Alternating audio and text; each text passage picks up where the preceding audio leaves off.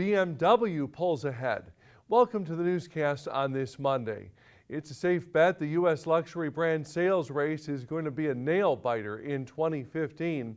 After one quarter, BMW, Mercedes-Benz, and Lexus are separated by just 1,312 sales. Let's go to the board. Through March, BMW has sold 78,492 vehicles.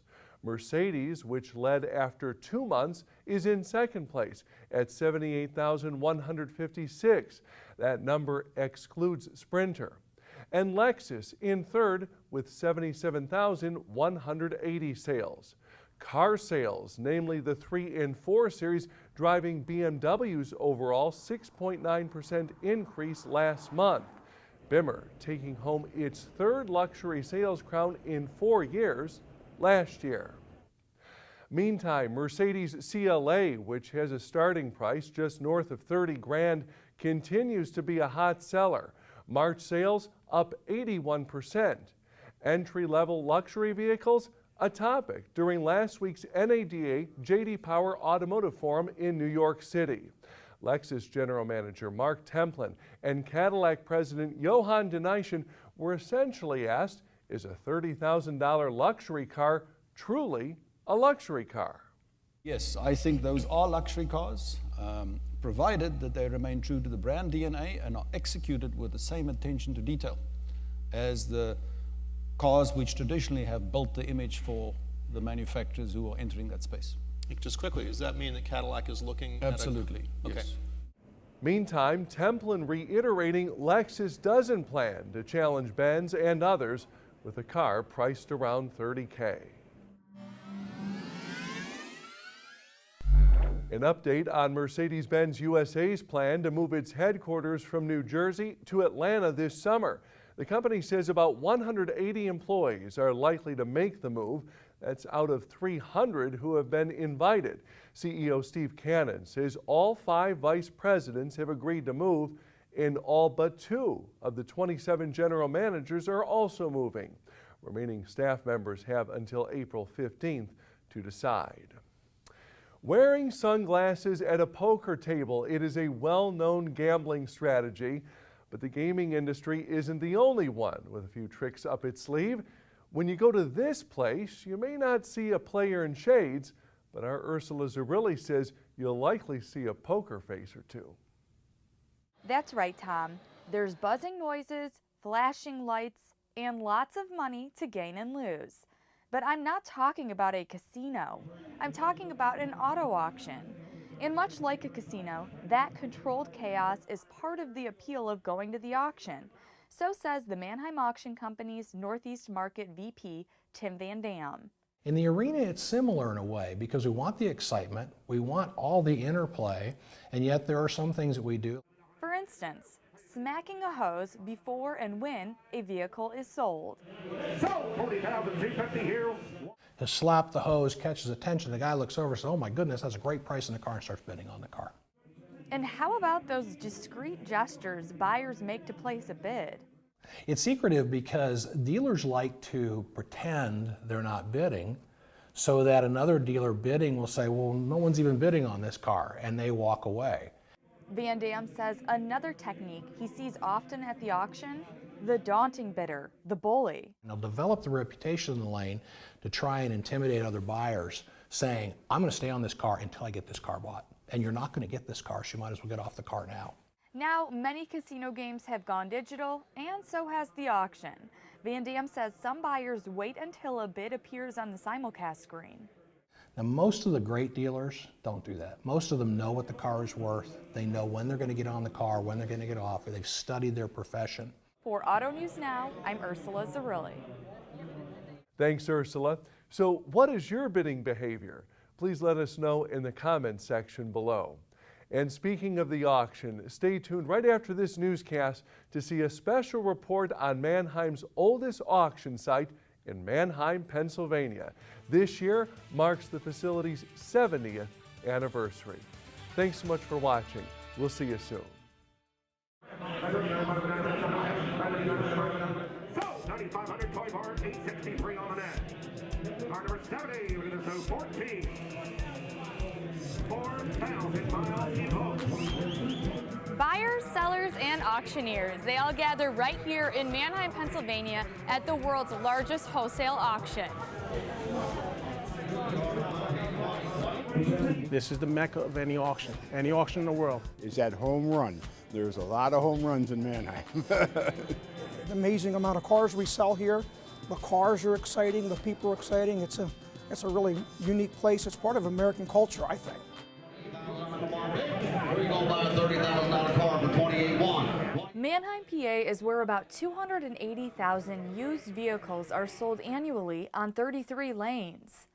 And it's the birthplace of the Manheim Company, which sells roughly 5 million used cars a year, making approximately $2.9 billion annually in revenue at 121 global auction sites. It started right here. With only 3 cars running down a single lane in 1945.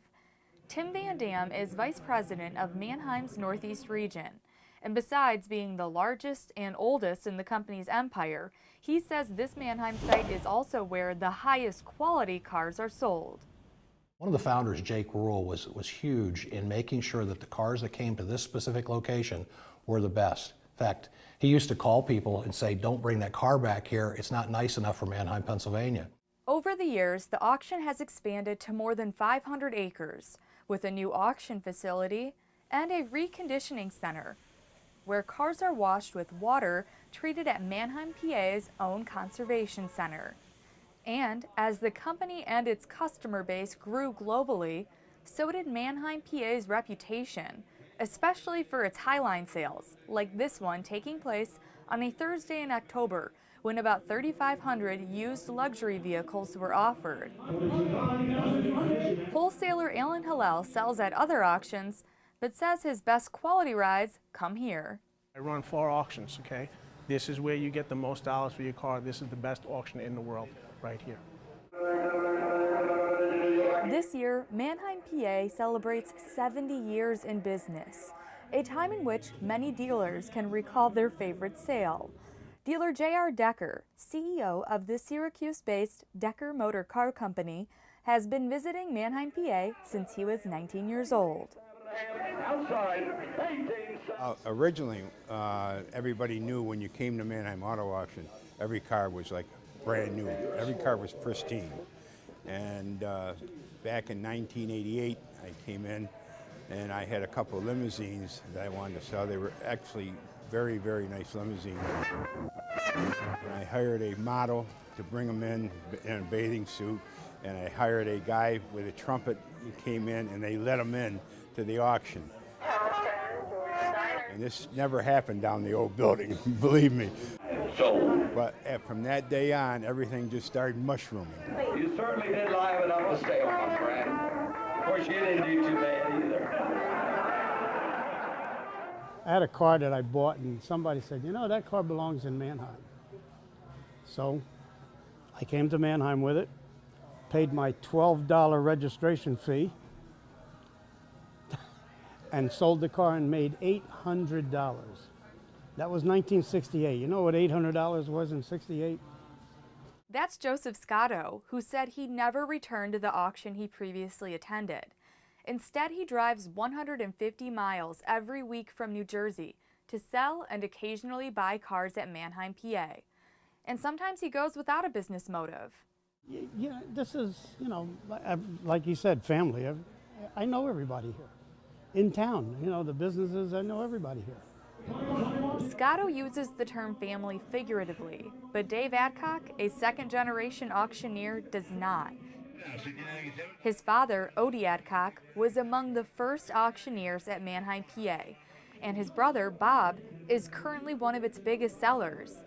Bob Adcock says he sells more than 18,000 vehicles a year at Manheim, PA. And Dave Adcock? He stays around because, like his father, he enjoys the business principles instilled at the auction. This is one place, your word is your bond. Van Dam says Manheim, PA maintains its principles, but the business has changed. This past fall, Manheim's parent company, Cox Enterprises, announced the formation of Cox Automotive, the unification of Manheim's auction business with AutoTrader's online car marketplace and Kelley Blue Book's valuation and research expertise. Those are starting to come together. The synergies that we're producing with that will be amazing, and some of the products that are coming out you'll get to see next year and the year after. It's going to be exciting.